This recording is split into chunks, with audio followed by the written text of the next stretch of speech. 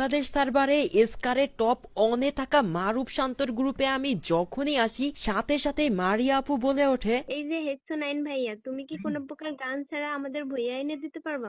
মারিয়া আপুর কথা শোনার সাথে সাথে আমি বেশি দেরি না করে ঝটপট করে এখানে ক্লা ক্যারেক্টার নিয়ে ফেলি, কারণ মাথা তো ফাটাতে হবে এনিমির, তাই না? দেরি না করে সাথে সাথেই কিন্তু শান্ত এখানে ম্যাচ স্টার্ট করে দেয়, আর তার কিছুক্ষণের মধ্যেই আমার সামনে কিন্তু একটা এনিমি চলে আসে। কোনো প্রকার গান ছাড়াই আমি করে ফেলি আমার প্রথম কিল।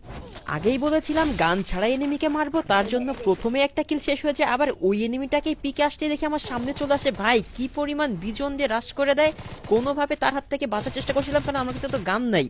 সবশেষে আমাকে মেরে শালা আমারে লোল দেয়। ভাই একবার ভেবে দেখো কত খারাপ, ভাই কোনো গান নাই তাও লোল দিচ্ছিল। তো আমাদের জোন বাবা কিন্তু এখানে আমাকে রিভাইভ করে দেয়, এবং রিভাইভ পাওয়ার পরে আমি কিন্তু আবারও চলে আসি এখানে পিকে।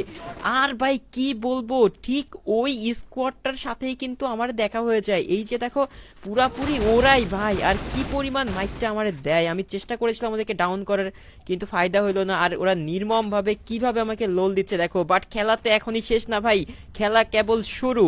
একটু ওয়েট করো, দেখাবো কে কার গুরু, ঠিক আছে? এইখানে আমারে পুরা ক্লিয়ার করে দিছে, মেজাজ খুবই খারাপ আছে আমাদের জাহিদ জোন বাবা, সে কিন্তু এখানে আমাকে আবার রিভাইভ করে দেয়। আর রিভাইভ পাওয়ার সাথে সাথে আমি কিন্তু এখানে চলে আসি আবারও পিকের মাঠে। দেখতে পাচ্ছিলাম ব্যাগ খুলে লুট করতেছে ভাই ওই স্কোয়াডের পোলাপাইন, ভাই দিছি পুরাপুরি বসে মাথা ফাটায়।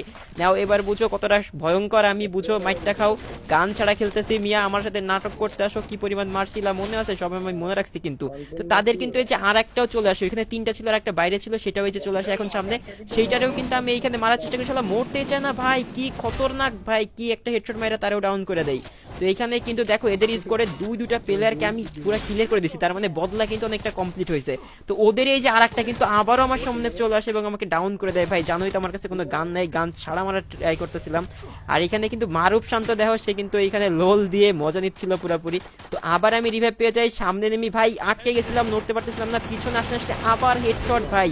আরে ভাই আমি যে এত পুরো কেমনে হয়েছি ভাই, দু এক সময় নিজেই বুঝে উঠতে পারি না। তো এইখানে কিন্তু নিচে এনিমির শব্দ শুনতে পাচ্ছিলাম, এই যে পুরোপুরি শব্দও পেয়ে গেছি দেখো।